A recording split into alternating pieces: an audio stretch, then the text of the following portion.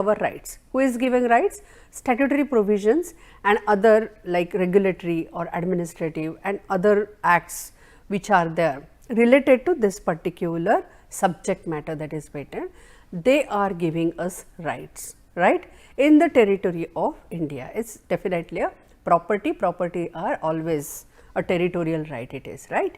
It may be a tangible property, it may be intangible property, right, and therefore, patent is also a limited, the rights are limited to the India, right. We are focusing on Indian judicial system and Indian statutory system related to patent, right.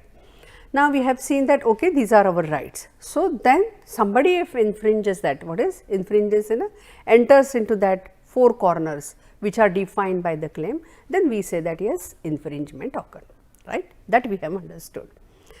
Now, what we will see in this module, we will further go into the deeper discussion about this enforcement.